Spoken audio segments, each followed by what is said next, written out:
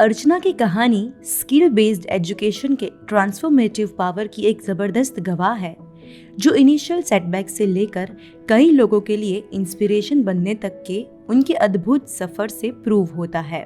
नमस्कार, मेरा नाम अर्चना है।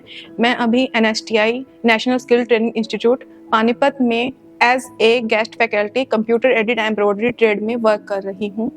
गवर्नमेंट विमेन ITI समलखा और बाद में NSTI पानीपत के नर्चरिंग एनवायरनमेंट में अर्चना की कहानी स्किल डेवलपमेंट के पैशन, रेजिलियंस और डिटर्मिनेशन की कहानी है। गवर्नमेंट ITI विमेन समलखा से अपनी यात्रा शुरू करते हुए अर्चना ने सीविंग एंड कटिंग, साथ ही एम्ब्रॉयडरी एंड नीडल वर्क में कोर्सेज किए, जो उनके स्किल सेंट्रिक एजुकेशन के प्रति इनहेरेंट पैशन से ड्रिवन रहे। अपने एकेडमिक परस्यूट्स में शुरुआती चैलेंजेस का सामना करने के बावजूद उनके पापा के स्टेडफस्ट सपोर्ट और एनकरेजमेंट ने उन्हें ITI एजुकेशन के एनरिचिंग पाथ की तरफ रिडायरेक्ट किया। पहले जब पापा ने एडमिशन करवाया था मेरा शुरुआत में, तो वहाँ पे जो रिश्तेदार थे उन्होंने भी बोला और आस पड़ोस में भी थे जो उन्होंने भी बोला कि कॉलेज में फीस ज़्यादा लग रही थी, इसलिए ITI में एडमिशन करवा दिया, ये सोच के कि लड़की है, ये कटिंग एंड सेविंग या जो भी इनकी ट्रेड है, सिलाई, तो ये बाहर भी सीख सकती थी।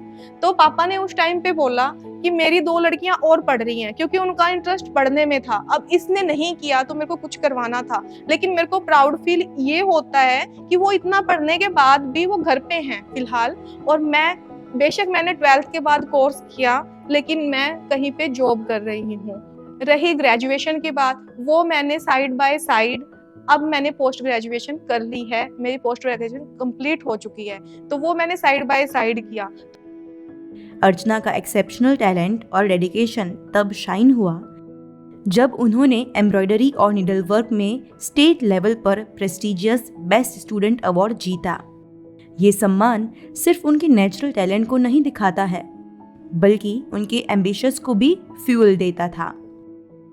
जैसे ही मैंने वहाँ पे शुरुआत की, पर मेरा इंटरेस्ट इतना नहीं बन पा रहा था, मतलब कटिंग सेविंग में किया सब कुछ, क्योंकि एक मन में चीज़ है और कि अगर किसी चीज़ में आप घुस गए हो तो उसको अच्छे से करो, ठीक है। वहाँ पे किया सब कुछ, और मैं पानीपत जिले में फर्स्ट आई थी उस टाइम पे अपनी ट्रेड में, लेकिन फिर भी इंटरेस्ट नहीं था। बेशक किया लेकिन इंटरेस्ट नहीं बन रहा था। फिर मैंने सोचा कि यार इसमें इंटरेस्ट नहीं था। अगले साल मैंने फिर एम्ब्रॉयडरी नीडल वर्क में अपना एडमिशन लिया, और कटिंग सीविंग में हमारी जो मैडम थे, नीलम मैडम, क्योंकि कटिंग सीविंग में भी हमारा थोड़ा सा पार्ट एम्ब्रॉयडरी का रहता है, उन्होंने वो बहुत अच्छे से हमें सिखाया, तो थोड़ा उस चीज़ को भी लेके मेरा थोड़ा एम्ब्रॉयडरी में और ज़्यादा इंटरेस्ट बनने लगा।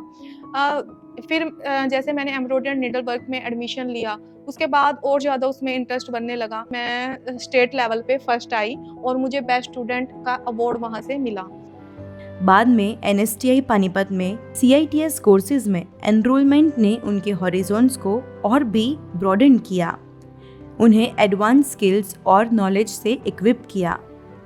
ऑब्स्टिकल से फियरलेस रहते हुए अर्चना की दृढ़ता और मेंटर्स के गाइडेंस ने उन्हें सफलता का रास्ता दिखाया, जहां उन्होंने फर्स्ट रनर अप की पोजीशन हासिल की और स्किल इंडिया कंपटीशन में पार्टिसिपेट करके न सिर्फ उनकी एक्सपर्टीज को वैलिडेशन मिला, बल्कि उनको रिकॉग्निशन और एक सब्सटेंशियल कैश प्राइज भी मिला। चित्रा मैम ने हमें बहुत मोटिवेट किया, उनसे हमें बहुत सीखने को मिला, बहुत नॉलेज मिला। उन्होंने भी इस चीज़ को लेके मोटिवेट किया कि आपको समझ नहीं आती, कोई बात नहीं, आप बोल नहीं सकते मत बोलो, पर कोशिश करो, समझने की कोशिश करो। अगला बंदा आपको क्या कह रहा है वो चीज़ देखो। आप पूरा प्रॉपर नहीं पढ़ पा रहे, पर कुछ वर्ड यूज़ करो तो आपको थोड़ा सा इंक्रीज होगी आपकी इंग्लिश में। उन्होंने भी थोड़ा मोटिवेट किया। उसके बाद उन्होंने अच्छे से सिखाई, क्योंकि बेसिक में हम बेसिक स्टिचेस करके आते हैं, लेकिन जैसे ही हम CITS में आते हैं तो हमारी जो थोड़ी ट्रेडिशनल वर्क उसमें शुरू हो जाता है, जैसे पंजाब की फुलकारी हो गई, लखनऊ की चिकनकारी हो गई। तो उस चीज़ के बारे में मैडम ने बहुत बारीकी से हमें समझाया कैसे हमें करना है, कैसे नहीं करना है। कविता शर्मा मैम, उन्होंने फिर सॉफ्टवेयर हमें बहुत अच्छे से करवाया, मशीन का नॉलेज भी बहुत अच्छे से दिया। कुछ दिन की हमारी इंडस्ट्रीज़ में भी विजिट हुई, जिससे हमें पता चला कि वहाँ पे वर्क कैसे होता है, कैसे वहाँ पे मतलब कारीगर हैं वो काम करते हैं, या एक डिज़ाइनर है वो काम करता है, फिनिशिंग वगैरह सब वहाँ से हमें पता चली। अर्चना की जर्नी पर्सनल और प्रोफेशनल ग्रोथ का एक सीमलेस ब्लेंड है, जो उनके प्रोफेशनल एंडेवियर्स के साथ साथ हायर एजुकेशन को भी हाईलाइट करता है। एक पत्नी, माँ और प्रोफेशनल के तौर पर जिम्मेदारियों को बैलेंस करते हुए वो रेजिलियंस और डिटर्मिनेशन दिखाती है। जब अर्चना NSTI पानीपत में गेस्ट फैकल्टी के रोल में आई, तब उनके सफर में मानो एक फुल सर्कल कंप्लीट हुआ। अब वो अपना ज्ञान और एक्सपीरियंस यंग और उत्साही लोगों को देकर उनको इंस्पायर करती है। तो मेरे को ये लगता है, अगर आपके पास हाथ का हुनर है तो आप भूखे नहीं मर सकते। आप कहीं पे सरकारी जॉब आपको नहीं मिल रही, आप अपना खुद का काम कर सकते हो।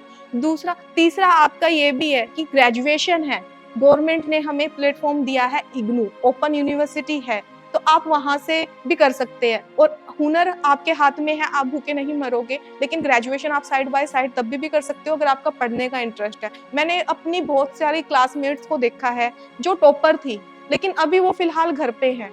और मैं जिनको वो मतलब ये लगता था कि 12th करने के बाद ITI में घुस गई है, ITI है ही क्या, कोई लेवल ही नहीं है ITI का, उनका मानना ये था। लेकिन मैं फिर भी वर्क कर रही हूँ और अब उनको ये लगता है कि हम कहाँ हैं और वो कहाँ पहुंच गई है। तो एक लोगों के मन में एक मानसिकता लोगों की बनी हुई है कि ITI में वो जाते हैं जिनको आगे कुछ करना नहीं होता, लेकिन एक्चुअल में ऐसा नहीं है।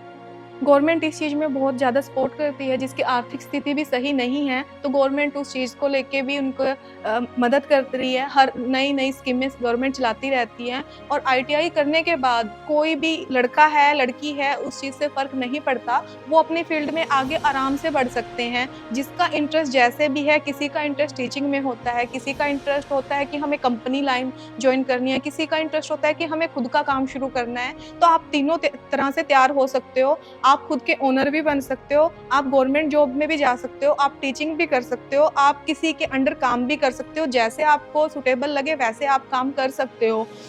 इवॉल्विंग ट्रेंड्स और टेक्निक्स की जानकारी रखने की उनकी कमिटमेंट, यंग टैलेंट्स को नर्चर करने का उनका डेडिकेशन दिखाती है।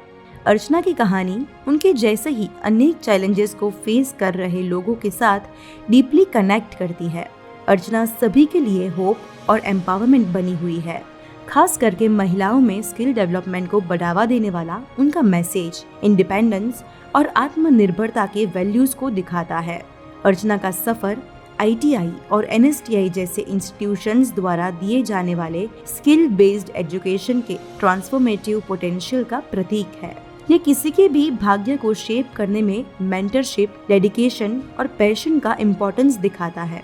जबकि उनकी कहानी इंडिविजुअल ग्रोथ और सोसाइटल प्रोग्रेस को बढ़ावा देने में स्किल एम्पावरमेंट के इम्पोर्टेंट इम्पैक्ट को दर्शाती है और सभी को इंस्पायर करती है।